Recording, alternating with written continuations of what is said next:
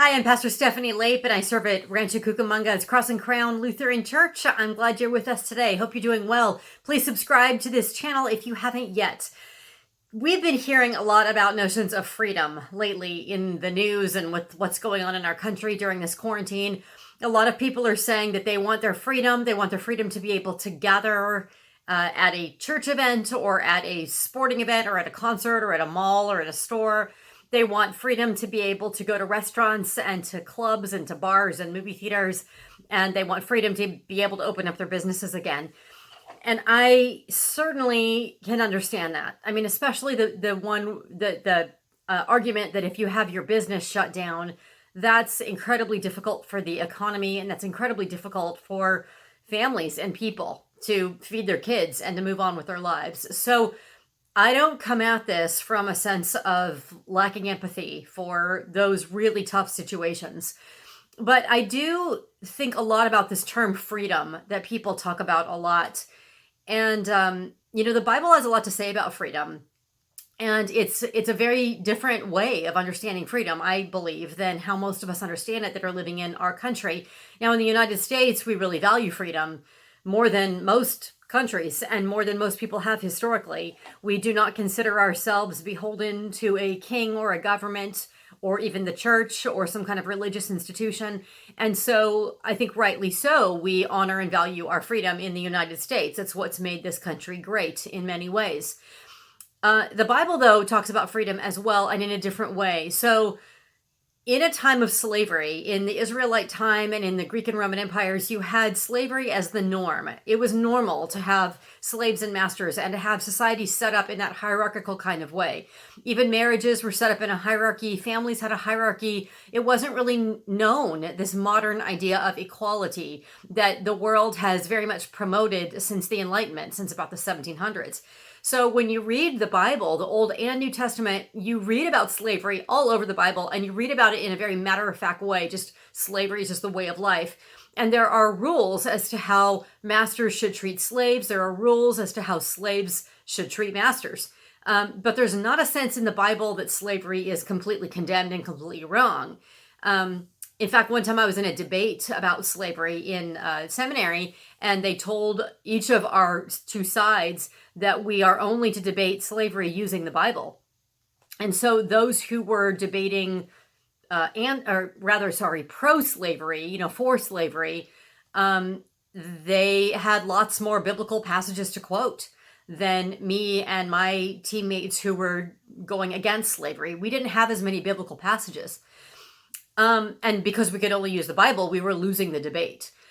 But then at the break of our debate, we thought, let's not go at this way of using individual texts from the Bible, because there are many more about slavery than there are things that say that they're against slavery.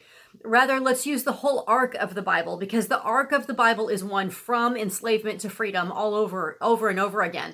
We had the enslavement to sin in the Garden of Eden that Jesus then remedied and set us free from eventually on the cross. We had the Israelites enslaved in Egypt, and then using Moses, God led the people out of Egypt into freedom. And so you see this over and over and over again in the Bible, in the whole arc of the Bible, from slavery to freedom over and over and over. Our team actually won the debate because Scripture as a whole does talk about how God is a God of freedom and setting us free. However, the definition of an explanation of freedom is very different than how we might think of it, meaning just individual liberty and the ability to just do whatever we want whenever we feel like. Kind of the Bart Simpson, I do what I feel like kind of freedom. Rather, Christ has set us free from sin and death in order to have something else that we are bound to. So we are not just freed from, and we are freed from sin and death, but we're not just freed from things, we're freed for things, to do other things. We're freed for a greater purpose. And so what happens in the arc of freedom is that we are freed from sin and death in order to then be bound in obedience to Christ. Be bound in obedience to God. Paul talks about it as like putting on the yoke of slavery to God. So we're free from sin and death. We're free from worrying about that master. the boogeyman of death and the constraint and the prison of sin in order to obey God. And what does God want us to do? Well, Jesus said it. The greatest laws are to love God and love your neighbor as you love yourself. We are freed to love.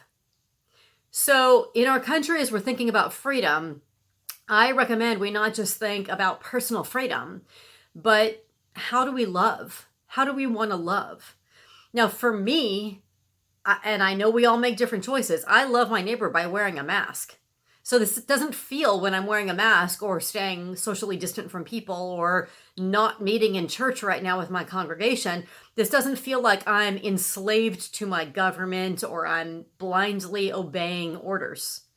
Not at all. I feel very free. I mean, I can do these things, get closer to people, not wear a mask, call my congregation to meet again. I feel free, and I'm aware that others don't, and I understand that.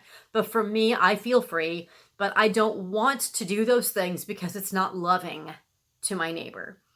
So I recommend that we all think a little bit more deeply about freedom these days. Why are we free? Are we free just to go to the movies? Or are we freed for a greater purpose and a greater cause? And if that's the case, what is it? And if it is love for our neighbors, how can we live that out? Hope you have a good day. Take care of yourselves and each other. Bye-bye.